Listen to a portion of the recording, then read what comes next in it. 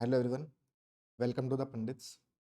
देखो, आज की वीडियो में हम डिस्कस करने वाले हैं जो हमारा पेड मॉक वन था सीजीएल 2025 प्री के लिए, उसका detailed analysis, cut off and review. ठीक है। और ये जो अपना फर्स्ट पेड मॉक है, यही हमारे इस वीकेंड पे लाइव मॉक की तरह भी स्ट्रीम हुआ था। ठीक है। तो इसके बारे में डिस्कस करेंगे इस वीडियो में। सबसे पहले तो अभी प्रोमोक्स के दो तरह के मॉक्स हैं हमारे पास में।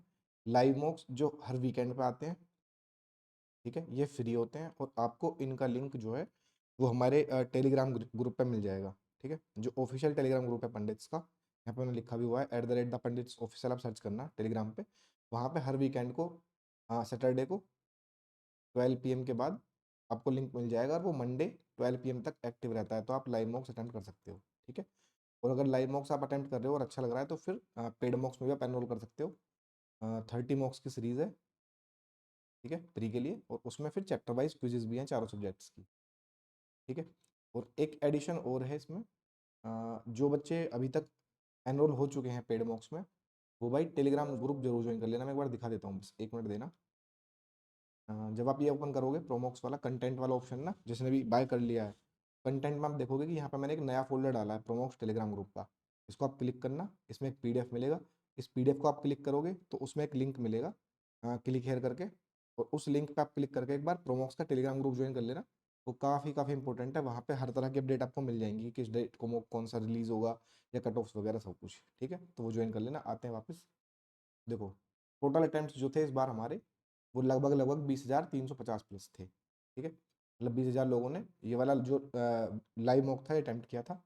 जिसमें अगर हम सब्जेक्ट वाइज लेवल की बात करेंगे तो यहाँ पे फ्रेशर्स के लिए लिखा हुआ है और यहाँ पे रिपीटर्स के लिए लिखा हुआ है। ठीक है, ये बीच में डिवाइड क्रिएट कर देता हूँ, ठीक है, हालांकि दिख रहा है ऑलरेडी। तो ये जो लेवल है सब्जेक्ट वाइज, या इसकी जो कट ऑफ मार्क्स जो है वो किस तरीके से डिसाइड होते हैं, अगर कोई ओल्ड बच्चा देख रहा है तो उसको पता होगा। जो नया बच्चा है उसको मैं दिखा देता हूँ एक बार, ठीक है, अच्छे से एनालिसिस।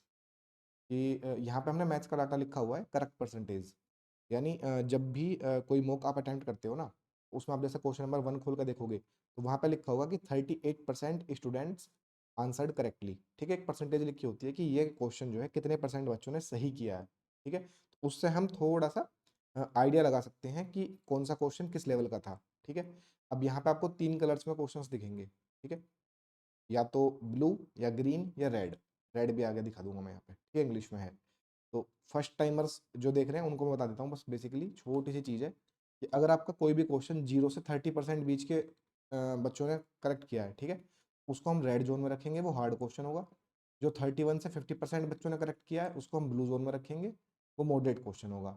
ठीक है, और जो 51 से 100 के बीच में है क्वेश्चन, वो अपना ईजी क्वेश्चन होगा, जिसको हम ग्रीन कलर से डिनोट करेंगे। ठीक है, तो यहाँ पे जो आप देख रहे हो कि जैसे 38 है, 44 है, फिर 40 है, ये ब्लू कलर से डिनोट हो रखे हैं, यानी ये लगभग 31 से 50% लोगों के ठीक हुए थे। ये मॉडरेट टाइप के क्वेश्चन हैं। ठीक है, या फिर कुछ सिली मिस्टेक्स वगैरह हुई है, वो मैं एक बार अभी दिखा दूंगा।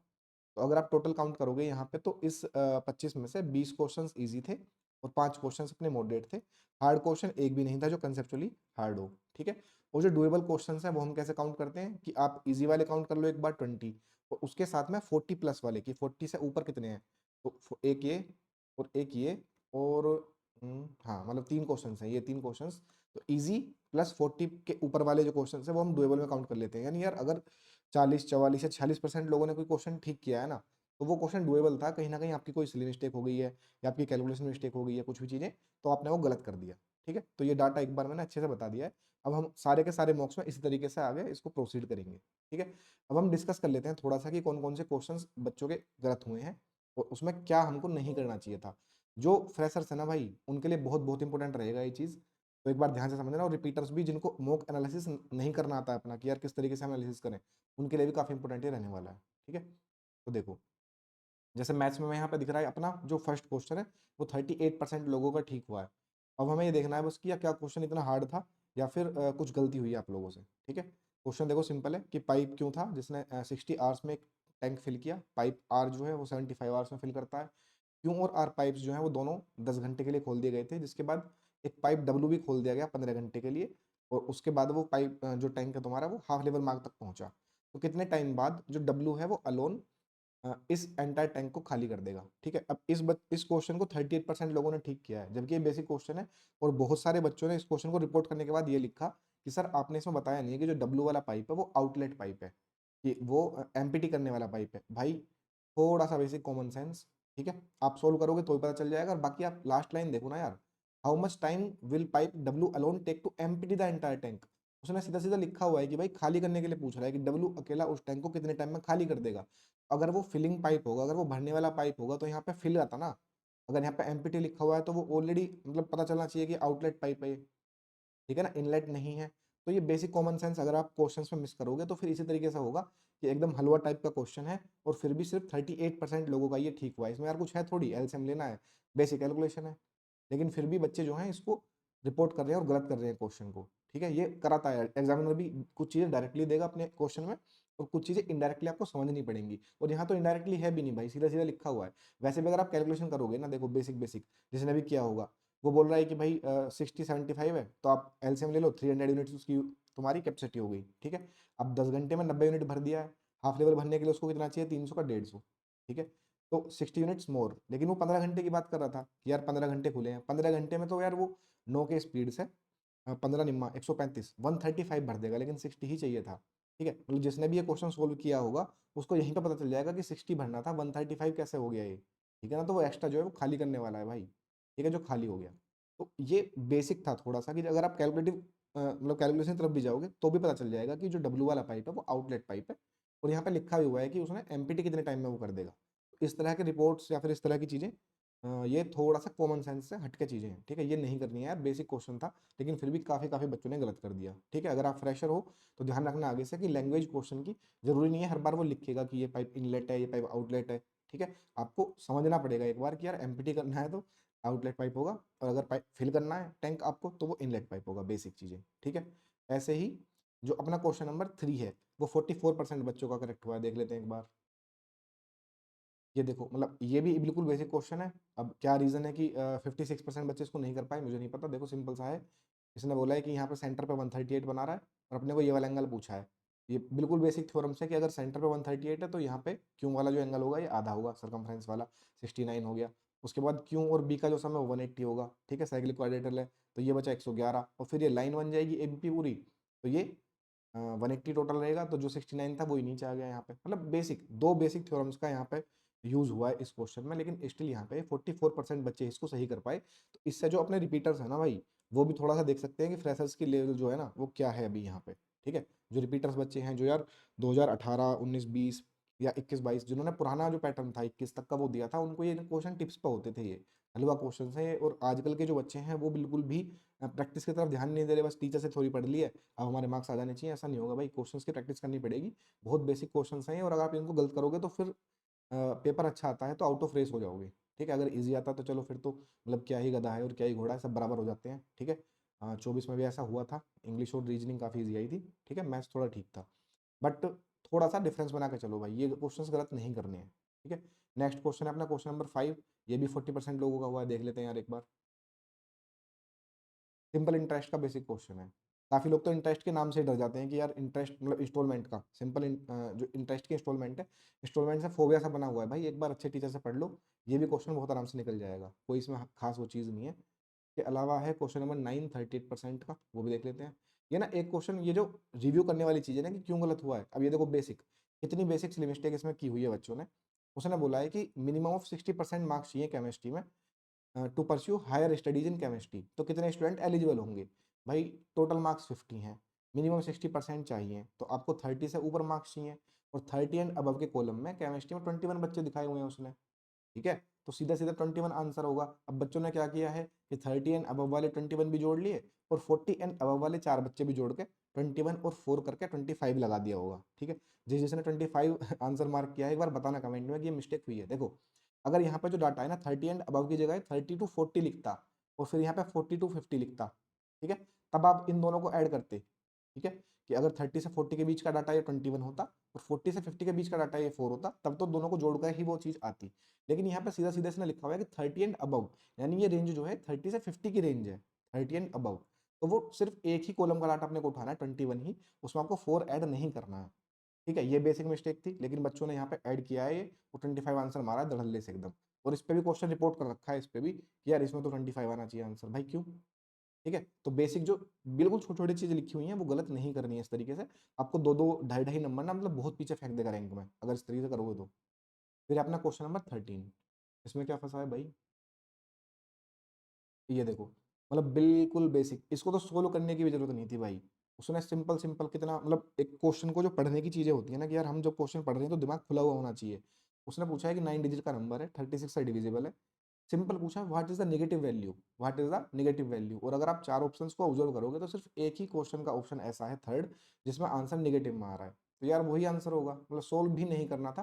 फिर भी सिर्फ 46% बच्चे इसको समझ पाए कि नेगेटिव वैल्यू पूछी है तो आंसर नेगेटिव वाला होगा। मतलब जो एक एग्ज़ाम अवेयरनेस होती है तुम्हारी या जो दिमाग खुला होना चाहिए, वो चीज़ें कहाँ पे हैं ये तुम थोड़ा सोचो इस चीज़ में ना। क्योंकि ये बहुत बेसिक मॉक था, इसमें एक भी ऐसा कंसेप्चुअली टफ क्वेश्चन था ही नहीं, कि हम थोड़ा अच्छा क्वेश्चन पूछ लेते। ये फ्रेशर्स को ध्यान रखते हुए एक ईज़ी से मॉडरेट मॉक बनाया गया था। लेकिन उसमें भी इतनी सिली-सिली मिस्टेक्स हैं कि ये मॉडरेट की तरफ चला गया फ्रेशर्स के लिए भी, मैं दिखा दूँगा लास्ट में और। ठीक है? तो बाकी तो क्वेश्चन सारे ग्रीन में हैं, तो बाकी तो डूएबल थे। यही 5 क्वेश्चन्स थे, ठीक है? रीज़निंग जो थी, रीज़निंग अपनी पूरी ग्रीन है, सिर्फ 1 क्वेश्चन है और ये 45% बच्चों ने किया है। इसको देख लेते हैं एक बार क्या है, 22 नंबर क्वेश्चन है। ये गलत होने लायक था या नहीं था? रीज़निंग में क्वेश्चन नंबर 22, ठीक है? ओड वन आउट का क्वेश्चन है। अब अगर आप ये देखते हो कि 3-3 लेटर्स दिए हुए हैं, 4-4 लेटर्स दिए हुए हैं ओड वन आउट में। आप फर्स्ट तो उनके जो लेटर्स की पोज़ीशन देखोगे या फिर अगर न्यूमेरिकल्स में जाते हो तो आप सम देखते हो कि यार इन तीनों का सम कितना है। और ये question sum of alphabetical number पे ही बेस्ड है कि यार 3 संख्याएँ लिखी हुई हैं, 3 लेटर्स हैं तुम्हारी, इन लेटर्स की पोज़ीशन को आप ऐड कर लो। सिंपली आपको दिखेगा कि 33 है 3 का और 1 का 35 है। कितना-कितना बेसिक क्वेश्चन है और इस बेसिक क्वेश्चन में भी सिर्फ 45% बच्चे आंसर दे पाए हैं। भाई क्यों? मतलब क्यों? ये खुद से पूछना कि गलतियाँ ऐसी मत करो। ये क्वेश्चंस बहुत-बहुत ज़्यादा बार पीवाईक्यूज़ में पूछे गए हैं और बहुत बेसिक क्वेश्चन है। अगर एक रिपीटर हो तो टिप्स पे होंगे या कि यार एक बार तो पोजीशन देखनी है और एक बार लेटर्स का सम देखना है। ठीक है? इसके बाद फिर हम अपोजिट लेटर्स का सम वगैरह भी देखते हैं। अगर ये नहीं लगता तो अगर एक स्टेप और आगे क्वेश्चन जाता है ना, तो ये भी कोई हार्ड क्वेश्चन नहीं था यार हमारी साइड से, लेकिन तुम लोगों ने गलती की है इसमें। ठीक है? आगे देख लेते हैं फिर इंग्लिश का। इंग्लिश में हमारे बीच न जो 20 क्वेश्चंस हैं वो ईज़ी हैं, 3 मॉडरेट हैं और 2 क्वेश्चंस हार्ड हैं, ठीक है? अब क्वेश्चन नंबर 6 और 9 है अपना जो रेड में जा रहा है, एक बार देख लेते हैं। क्वेश्चन नंबर 3 भी है, चलो इंग्लिश खोल लेते हैं। इंग्लिश में question number 3, were he an actor everyone will appreciate his acting. देखो जो अपन सेकंड कंडीशनल पढ़ते हैं ना उसको लिखने के 2 तरीके होते हैं। एक तो सबको पता है इफ ही वर करके, ठीक है? या इफ आई वर, एक तो ये होता है बेसिक वाला और उसी को इन्वर्जन करके लिख देते हैं हम। वर स्टार्टिंग में लेके आ जाते हैं सब्जेक्ट उसके बाद कि were he an actor, were I an actor, were I a bird, इस तरीके से। लेकिन आगे की जो स्ट्रक्चर है वो सेम ही रहती है कि सब्जेक्ट प्लस वुड लगेगा आगे, वुड प्लस वी यूज करते हैं हम, ठीक है? कितना बेसिक था ये भी, सिर्फ इन्वर्जन यूज हुआ है और इन्वर्जन वाला रूल देखो 39% बच्चों को ही पता है सिर्फ, बाकी सबको सिर्फ सीधा सीधा पता है कि इफ आई वर होता है या इफ ही वर होता है, ठीक है? तो ये चीज़ भी बेसिक थी। नेक्स्ट क्वेश्चन नंबर 6 था। हाँ, क्वेश्चन नंबर 6 जो है फ्रेजल वर्ब का क्वेश्चन है। देखो एक तो इंग्लिश में तुम्हें हर एक सेट में एक फ्रेजल वर्ब का क्वेश्चन मिलेगा, एक प्रीपोजिशन का मिलेगा और एक कन्फ्यूजिंग वर्ड्स का मिलेगा, लगातार। और अच्छे-अच्छे क्वेश्चंस मिलेंगे जिनसे काफ़ी नॉलेज में आपका इंप्रूवमेंट होने वाला है। क्योंकि फ्रेजल वर्ब्स ऐसा टॉपिक है जो एसएससी का फेवरेट बनता जा रहा है धीरे-धीरे। जीएसएसएल 24 प्री में आधे क्वेश्चंस लगभग इन्होंने फ्रेजल वर्ब के ही पूछे थे जो एरर के और ब्लैंक्स वगैरह के थे ना। अमन वशिष्ठ सर ने एक वीडियो भी डाली हुई है 24 प्री सीएचएसएल के जो पेपर्स का सॉल्यूशन है, उसमें देख लेना कि कितने क्वेश्चन है फ्रेजल वर्ब्स से। स्टिल अगर तुम नहीं करोगे तो फिर दिक्कत हो जाएगी। देखो इसमें क्या बोला है, one of my jobs was to hand back the prizes, कि मेरी जॉब्स में से एक जॉब क्या थी कि जो प्राइजेस हैं उनको बांटना है, ठीक है? ये बोल रहा है कि प्राइस बांटने का काम होता है। अब इसमें दो ऑप्शंस में आप कंफ्यूज हुए, हैंड ओवर और हैंड आउट, ठीक है? बेसिक कंफ्यूजन होता है, दोनों का मीनिंग थोड़ा सा स्लाइटली डिफरेंस है, ठीक है? हैंड ओवर जो है ये जब हम ऑफिशियली किसी को कोई रेस्पॉन्सिबिलिटी वगैरह ट्रांसफर करते हैं तब उसको हम बोलते हैं हैंड ओवर, ठीक है? लेकिन अगर किसी चीज को बांटने की बात हो रही है, विस्तृत करना, मतलब बोलते हैं ना कि उन्होंने पुरस्कार दिया, पुरस्कार या फिर टॉफी या कुछ भी ऐसी चीज अगर बांटने की बात होती है तो हम उसको हैंड आउट बोलते हैं। फिर यही एक बेसिक डिफरेंस है कि जो हैंड ओवर है वो होता है किसी को सौंपना, कोई रेस्पॉन्सिबिलिटी, कोई ऑफिशियल चीजें, ठीक है? जैसे कि the officer asked him to hand over his licence, ठीक है? यहाँ पे ऑफिशियल बातें हो रही हैं। लेकिन जो हैंड आउट है, हैंड आउट का मतलब है वितरित करना, तो डिस्ट्रीब्यूट समथिंग टू पीपल, ठीक है? एक बेसिक सा डिफरेंस था जिसपे क्वेश्चन बेस्ड था कि अगर आपको अनऑफिशियली कुछ चीजें वितरित करनी है, डिस्ट्रीब्यूट करनी है, भीड़ में बांटनी है तो आप हैंड आउट यूज करोगे जैसे कि पुरस्कार चीजें, पुरस्कार वगैरह। और अगर आपको ऑफिशियली कोई चीज़ें किसी को सौंपनी है तो आप हैंड ओवर करोगे, ऐसा बोलते हैं ना कि ये काम मैंने तेरे को हैंड ओवर कर दिया ऑफिशियली, ठीक है। तो वो थोड़ा सा बेसिक डिफरेंस है जिसके पे क्वेश्चन वेस्ट था, ठीक है। अच्छा क्वेश्चन था ये। एक है फिर नेक्स्ट क्वेश्चन नंबर 9। 9 भी बेसिक प्रपोजिशंस जो होती है अपनी फिक्स्ड वाली उसके ऊपर बेस्ड है। He aspires dash a scientific career, ठीक है। अभी इसमें बहुत सारे बच्चों ने फोर लगाया होगा, he aspires for, he aspires for. On वाले तो बहुत कम बच्चे होंगे और विद वाले भी कम बच्चे होंगे, लेकिन देखो एस्पायर जो है ना इसके साथ सिर्फ टू ही प्रपोजिशन अपन यूज करते हैं, ठीक है। या तो उसको बोलो he aspires to become a scientific scientist, ठीक है, या तो ऐसे बोल दो कि he aspires to become a scientist, या फिर इसको ऐसा लिखो he aspires to a scientific career, ठीक है। एस्पायर के साथ में टू ही जो अपनी प्रपोजिशन है वो लगेगी, ठीक। और नेक्स्ट कौन सा इंग्लिश में, 6 देख लिया, 9 देख लिया, उसके बाद 13 और 14 दो क्वेश्चन और हैं, ठीक है। 13 14 ये अपना वोकैब का क्वेश्चन है। Emotion is the इनेट weakness of human, ये पीवाईक्यू है भाई, ठीक है। अगर आप पीवाईक्यू वोकैब गलत कर रहे हो तो फिर नरक में भी जगह नहीं मिलेगी भाई अगर एसएससी के पेपर में बैठोगे, क्योंकि वोकैब मोस्टली आपकी पीवाईक्यूज ही आती हैं, ठीक है। तो इनेट जो होता है उसका मतलब होता है अगर आपके अंदर कोई इनबिल्ट चीज़ है, जन्मजात प्राकृतिक, ठीक है, जो आपने एक्वायर नहीं किया, आपके अंदर वो पहले से ही है, ठीक है। उसका उन्होंने क्या पूछा था, एंटोनिम पूछा था। तो उसका एंटोनिम हो जाएगा एक्वायर्ड। एक्वायर्ड मतलब जो हमारे पास पहले से नहीं होती है, हमने बाय स्किल बाय मतलब हार्डवर्क किस चीज़ को अगर एक्वायर किया हुआ है, ठीक है। ये बेसिक वर्ड था, फिर भी 50% बच्चों का कट चुका है ये, ठीक है। और जो क्वेश्चन नंबर 14 है, ये बढ़िया क्वेश्चन है। देखो मतलब जो कंफ्यूजिंग वर्ड्स होते हैं अपने कि सेम सेम से सुनाई दे रहे हैं, ठीक है, या फिर सेम सेम से दिख रहे हैं स्पेलिंग में, तो वो अगर कंफ्यूजिंग वर्ड्स हैं, कोई अगर सेम सुनाई दे रहे हैं तो वो होमोफोन्स वगैरह भी बोलते हैं इनको, ठीक है। वो देख लेना, बढ़िया क्वेश्चन है कि सीन सीन और सीन, तीन अपने सीन है, ठीक है। जो प्रोनाउंसिएशन होगा उसमें थोड़ा डिफरेंस रहेगा, वो अपना काम नहीं है, ठीक है, एसएससी में वो नहीं आता है। लेकिन एक तो SCENE सीन है जिसका मतलब होता है दृश्य, फिर SHEEN सीन जिसका मतलब चमक ब्राइटनेस, और फिर SEEN सीन, ये जो हमारी सी वर्ब है उसकी थर्ड फॉर्म होती है, ठीक है। तीनों के यूजेस पे ही ये क्वेश्चन था। The morning scene by the lake had a golden sheen on the water, ठीक है। ये भी आप देख सकते हो। और डिटेल जो एक्सप्लेनेशन हैं वो इंग्लिश के अपलोड हो चुके हैं, यूट्यूब पे मैंने डाले थे कल रात प्रशांत सोलंकी सर के। अगर किसी को सारे ही क्वेश्चंस का एक्सप्लेनेशन देखना है तो वो भी आप देख सकते हो, ठीक है। मैथ्स के भी डाल चुके दीक्षित सर। और जो अपने पेड वाले मॉक्स हैं उसमें सारे ही मॉक्स के आपको मैथ्स रीजनिंग और इंग्लिश के सॉल्यूशंस मिलने वाले हैं, ठीक है। तो ये अपना इंग्लिश सेक्शन था, बाकी सारे क्वेश्चंस डुएबल थे, इजी थे, तो उनको डिस्कस हम नहीं करेंगे, ठीक है। नेक्स्ट देखते हैं अपना जीएस वाला सेक्शन। जीएस में 13 क्वेश्चन जो थे वो ईजी थे, 6 क्वेश्चन मॉडरेट थे और 6 क्वेश्चन से अपने हार्ड थे, ठीक है। और डुएबल मतलब करने लायक क्वेश्चंस की 13 इजी तो हो ही जाने चाहिए, एक दो मॉडरेट भी थे जो 43% वाला है ये, ठीक है, या 47% वाला है ये। तो ये दोनों भी काउंट करके डुएबल क्वेश्चंस 15 थे अगर आप एक रिपीटर हो तो, ठीक है। अब इसमें कौन कौन से क्वेश्चन फंसे हैं वो एक बार देख लेते हैं कि क्या चीज़ें हैं। एक तो जीएस में क्वेश्चन नंबर अपना 4, ठीक है। ये बोल रहा है कि which of the following is not related to Kirana gharana. देखो जो अपना स्टैटिक जीके वाला पार्ट है ना उसमें प्री के हिसाब से अगर आप देखोगे तो दो तीन चीजें ऐसी हैं जो आती ही आती हैं, बहुत ज्यादा इंपॉर्टेंट है वो। जिसमें एक हो गया आपका म्यूजिक, म्यूजिशियंस, इंस्ट्रूमेंट्स उनके, और फिर घराना कि किस घराने से कौन रिलेटेड है। और फिर बाकी हैं folk dances, classical dances and folk dances और उनके फेमस डांसर्स, ठीक है। इसके अलावा तीसरी चीज है फेमस आर्ट पर्सनैलिटीज, किसी को कोई अवार्ड्स वगैरह मिले हुए, पद्मश्री पद्म भूषण, पुराने भी पूछ लेते हैं हम तो, ठीक है। स्टैटिक जीके में जो ये वाला पार्ट है इससे क्वेश्चंस काफी ज्यादा आते हैं प्री में, ठीक है। मेंस में नहीं आए थे अभी तक, लेकिन प्री में काफी आते हैं। तो ये वाला पार्ट प्री के लिए अच्छे से कवर करके जाना पड़ेगा कि कौन किस घराने का है। यहाँ पे पूछा था कि किराना घराना में कौन है, तो मालिनी राजूकर जो है ये किराना घराने की एक फैक्ट है, ठीक है। फैक्ट मतलब जो स्टैटिक वाला पार्ट है अपना, ठीक। नेक्स्ट क्वेश्चन है अपना जीके में क्वेश्चन नंबर 9, जो कि 28% लोगों ने किया हुआ है। क्वेश्चन नंबर 9 जो है, where was the head office of the Indian National Army set up by the Subhash Chandra Bose located. ये भी स्टैटिक क्वेश्चन है अपना हिस्ट्री का कि भाई सुभाष चंद्र बोस ने इंडियन नेशनल आर्मी का हेड ऑफिस कहाँ बनाया था, तो ये रंगून में था। इसका एक्सप्लेनेशन पढ़ लेना अच्छे से। ऐसी जो चीज़ें होती है ना, देखो जो जैसे वो घराने वाला क्वेश्चन हो गया, अगर आपके पास कोई नोट्स भी नहीं है ना तो इनको यार सेव कर लो कहीं पे, ठीक है। स्क्रीनशॉट्स वगैरह ले लेके मैंने एक बार एक वीडियो देख लेना, how to analyse mocks by the Pandits. उसमें बताया हुआ है कि आप डिजिटल नोट्स किस तरीके से बना सकते हो, लिखने की जरूरत नहीं पड़ेगी चीज़ों को, आप टेलीग्राम ग्रुप में सब कुछ सेव कर सकते हो अपने, ठीक है। वो एक बार देखोगे तो टाइम सेविंग तरीके से किस तरीके से एनालिसिस करते हैं वो आपको वहाँ पे मिल जाएगा। तो ऐसे फैक्ट्स वहाँ पे आप ऐड कर सकते हो अगर आपको नहीं पता थे तो। फिर अपना क्वेश्चन नंबर 13 जो सिर्फ 5% लोगों का हुआ है, क्या है भाई ये, हाँ उत्तराखंड। ये देखो करंट अफेयर का क्वेश्चन है कि उत्तराखंड में अभी 38th नेशनल गेम्स अपने हुए थे, तो उसमें उत्तराखंड ने कितने मेडल्स जीते, ठीक है। यहाँ पे एक फैक्टर है देखो सीए वाला, काफी बच्चे ना मतलब जैसे अभी टीसीएस पेपर ले रहा था तो करंट अफेयर्स को काफी अपन इग्नोर कर रहे थे, मतलब बच्चे पढ़ते नहीं थे। लेकिन ऐसा अभी बताया गया है कि जो वेंडर है वो चेंज हो जाएगा। तो जो बच्चे ऐसे हैं जो करंट अफेयर को बिल्कुल ही इग्नोर कर रहे हैं, वो यार ऐसा मत करना। थोड़ा-थोड़ा करंट अफेयर्स का भी ध्यान रखो, क्योंकि नए वेंडर का पता नहीं है कि वो क्या वेटेज डिसाइड करेगा। 5 क्वेश्चंस, 6 क्वेश्चंस, क्योंकि पहले टीसीएस भी किसी-किसी शिफ्ट में 7-8 क्वेश्चंस करंट अफेयर से पूछ चुका है, तो वो थोड़ा-सा बाय लक चीज़ें हो जाती हैं।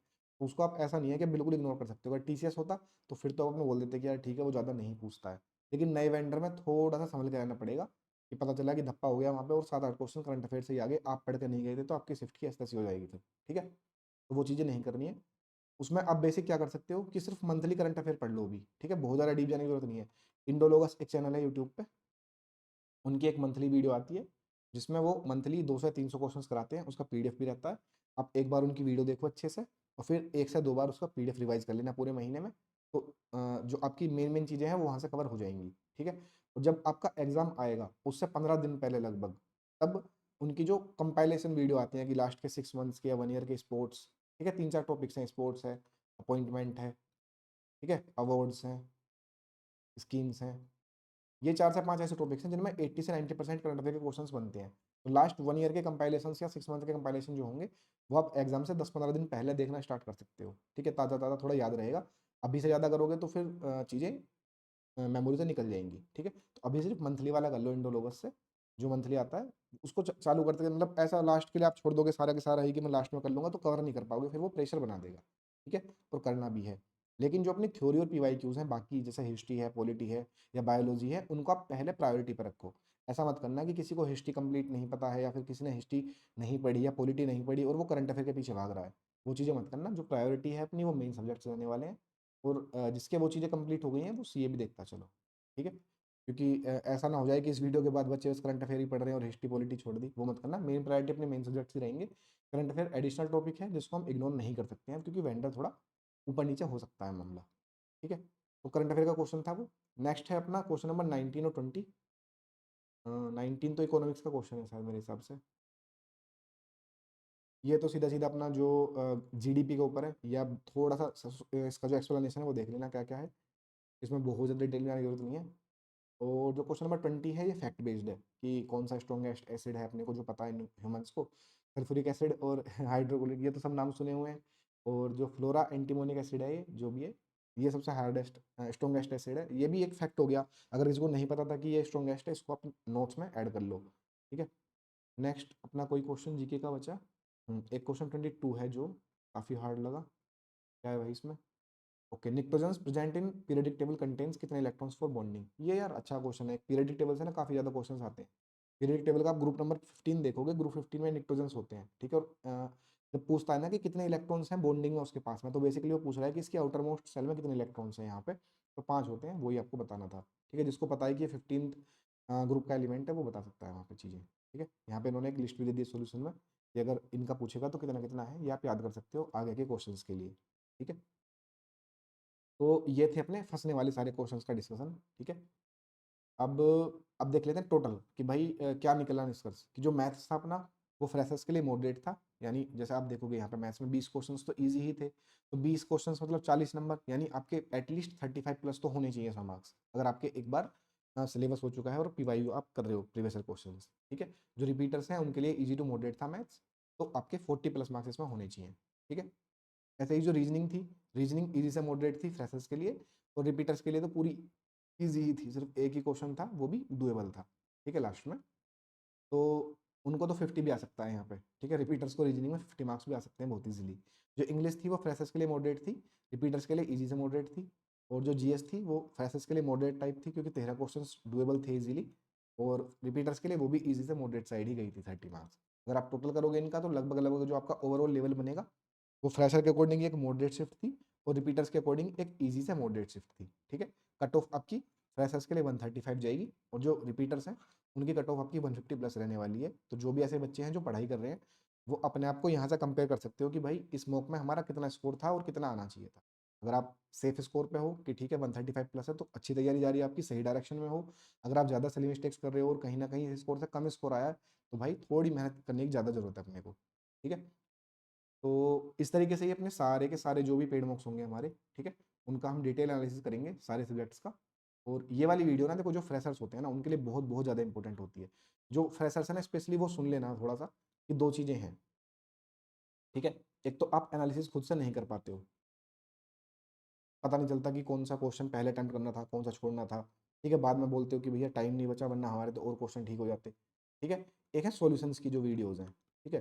थोड़ा-सा ध्यान देना, जो एनालिसिस वीडियोज़ हैं वो तो सबको ही देखनी है, चाहे आप फ्रेशर हो, चाहे आप रिपीटर हो, ठीक है? क्योंकि यहाँ पे कुछ-कुछ चीज़ें ऐसी आपको हर एक वीडियो में मिलेंगी जो ऐड ऑन आप अगर करते जाओगे अपनी प्रिपरेशन में, तो बहुत-बहुत फ़ायदा होने वाला है और बहुत छोटी-छोटी चीज़ें होंगी, आपको पता भी नहीं चलेगा कि यार ये चीज़ तो बहुत मतलब बेसिक है लेकिन मेरे को नहीं पता था और इससे कितना फ़ायदा हो सकता है, ठीक है? जिसमें हम ऑर्डर की बात करेंगे कि किस क्वेश्चन को किस ऑर्डर में अटेम्प्ट करना था, कौन सा छोड़ना था, कौन सा नहीं छोड़ना था, दूसरे अटेम्प्ट में क्या करना होता है, ठीक है? या मार्क फॉर रिव्यू करके छोड़ देना था इसको, ठीक है? हालाँकि इस वाले मॉक में तो ऐसे कोई हार्ड क्वेश्चन थे नहीं, तो वो क्वेश्चंस निकले नहीं है। बट आगे जब हार्ड हार्ड अपनी जो शिफ्ट्स आएँगी, हार्ड मॉक्स जो अपन डालेंगे, उसमें वो चीज़ बहुत काम करेगी, ठीक है? तो चाहे आप फ्रेशर हो, चाहे आप रिपीटर हो, ये ज़रूर देखना कि एनालिसिस वीडियोज़ में क्या बताया जा रहा है। इसको मिस मत करना। अगर आप देखो 10 मॉक्स देते हो और आप एनालिसिस नहीं करते हो उनका, तो कोई फ़ायदा नहीं है, ठीक है? लेकिन अगर आप 5 मॉक्स देते हो और प्रॉपर एनालिसिस करते हो उनका, तो वो इन 10 मॉक्स से ग्रेटर लर्निंग आपको देंगे, ज़्यादा लर्निंग देंगे वो, ठीक है? और जो सॉल्यूशंस की जो वीडियोज़ हैं, इसमें देखो दोनों का केस बता देता हूँ मैं। जो रिपीटर्स हैं जिनको सारे क्वेश्चंस की थ्योरी पता थी, उनके लिए सॉल्यूशंस की वीडियो ज़रूरी नहीं है देखना, ठीक है? आप स्किप कर सकते हो। अगर आप चाहो कि मेरे को 1 या 2 क्वेश्चन का देखना है, तो वीडियो में जाओ, स्क्रॉल करो, धीरे स्किप करके अपना जो तुम्हारा क्वेश्चन तुमको देखना है, वो आप देख सकते हो। अगर कोई क्वेश्चन आपको लग रहा है कि यार इसका सॉल्यूशन मैं क्लियर से एक बार देख लेता हूँ। लेकिन जो फ्रेशर्स है ना भाई, उनमें से कुछ ऐसे बंदे होते हैं 2 तरीके के देखो, एक तो होते हैं जिनकी थ्योरी बहुत अच्छे से कंप्लीट है। एक अच्छे टीचर से, अच्छे सोर्स से उन्होंने थ्योरी पढ़ी हुई है, ठीक है? एक होते हैं जिनकी थ्योरी अभी थोड़ी-थोड़ी मतलब डाइसी साइड है, उनको मतलब बहुत ज़्यादा नहीं पता है, बस उन्होंने मॉक्स देने स्टार्ट कर दिए हैं। अगर आपको थ्योरी सारी कंप्लीट आती है, तो आप सॉल्यूशन सिर्फ़ उन क्वेश्चन्स का देखो जो जिनकी आपको अप्रोच नहीं पता थी या जिनमें आपका टाइम वेस्ट हुआ है, ठीक है? लेकिन अगर आप ऐसे बंदे हो जिसकी थ्योरी अच्छे से कंप्लीट नहीं है और अच्छे सोर्सेज़ से आपने नहीं किया है अपना सिलेबस, तो भाई कंप्लीट सॉल्यूशंस की वीडियो देखना मैथ्स, रीजनिंग, इंग्लिश की, क्योंकि फिर वहाँ पे आपको बहुत-बहुत सारी चीज़ें सीखने को मिलेंगी। जैसे कि मैथ्स और रीजनिंग का क्या है अपना, कि जो क्वेश्चन को जो आपकी अप्रोच होती है अटेम्प्ट करने की एग्ज़ाम में, कि आपको 3 तरीके पता हैं एक क्वेश्चन के लेकिन एग्ज़ाम में कौन-सा लगाना है उस क्वेश्चन के हिसाब से, ठीक है? सेम ही टॉपिक के 3 अलग-अलग क्वेश्चन्स, ऐसा हो सकता है कि एक को आप यूनिट डिजिट से करोगे, एक को आप पूरा कैलकुलेशन करना पड़ेगा, ठीक है? एक में कोई फ़ॉर्मूला लग जाएगा। तो वो चीज़ें कौन बताएगा? वो टीचर बताएगा जिसको सारे के सारे अप्रोचेज़ का एक्सपीरियंस है, ठीक है? दीक्षित सर या भूतेश सर आपके कराने वाले हैं मैथ्स के सॉल्यूशंस, ठीक है? दोनों ही बेहतरीन टीचर हैं एकदम।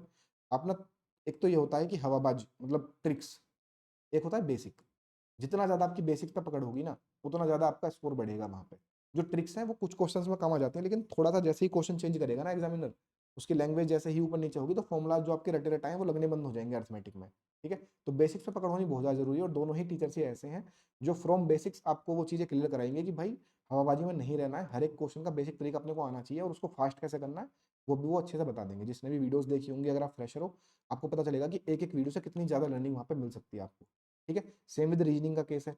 कि ओड वन आउट या पैटर्न वाले जो क्वेश्चंस होते हैं या फिगर काउंटिंग के क्वेश्चंस, उनको किस तरीके से अप्रोच करना होता है। पहले कौन-सा लॉजिक लगाना है वहाँ पे, अगर ओड वन आउट का क्वेश्चन है, तो कौन-सा लॉजिक वहाँ पे पहले आप यूज़ करोगे? क्या आप पहले ओड वन आउट में +2 -2 करके देखोगे या मल्टीप्लिकेशन देखोगे? ऐसे ही अगर सीरीज़ के क्वेश्चन्स हैं या फिर अल्फाबेटिकल कोडिंग डिकोडिंग पूछी हुई है, तो आप उसमें पहले नंबर ऑफ जो तुम्हारे लेटर्स हैं, उनको देख के पोज़ीशंस देखोगे उनकी, ठीक है? या फिर अपोजिट सम देखोगे। तो कौन-सी चीज़ किस तरीके से अप्रोच करनी होती है, वो बेहतर टीचर बता सकता है आपको। अगर आप फ्रेशर हो तो बहुत-बहुत ज़रूरी है कि आप मॉक्स थोड़े कम दो, लेकिन प्रॉपर एनालिसिस और सॉल्यूशंस के साथ उसको देखो। सेम विद इंग्लिश की, अगर आपको प्रॉपर रूल्स नहीं पता है, अगर आपको वोकैब अच्छे से नहीं आती है या अगर आप क्लोज़ टेस्ट नहीं सॉल्व कर पा रहे हो, तो सॉल्यूशन वीडियोज़ ज़रूर देखना भाई, आपके लिए वरदान साबित होने वाली हैं। और ये ऐसे ही नहीं बोल रहा हूँ मैं, जो अपने 2024 प्री के मॉक्स थे ना, उसमें बहुत-बहुत तगड़ा रिव्यू था इन वीडियोज़ का, ठीक है? काफ़ी ऐसे फ्रेशर्स बच्चे थे जो डार्क हॉर्स बन के निकले बाद में।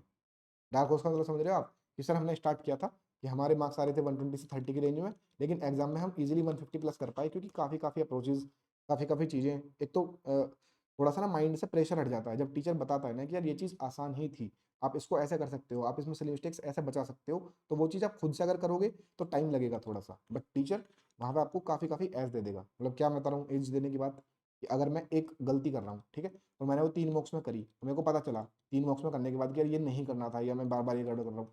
अगर आप सॉल्यूशन वीडियो देखोगे, टीचर पहली ही वीडियो में बोल देगा कि बच्चे इसको इस तरीके से गलत करते हैं और इस तरीके से सही करना होता है, तो आपके 2 मार्क्स वो सुधर जाएँगे अगले वाले, समझ रहे हो ना?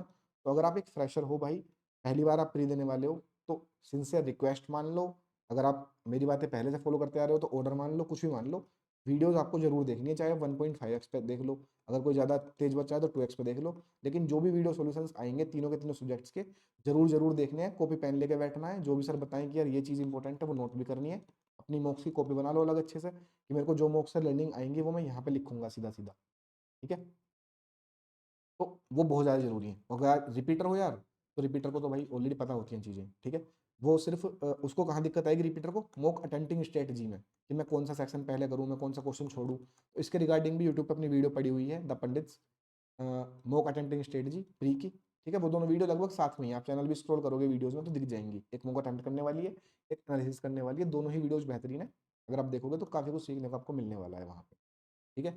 तो ये था अपना पेड मुक वन का एनालिसिस और आगे आने वाली चीज़ों के बारे में थोड़ा सा डिटेल्स।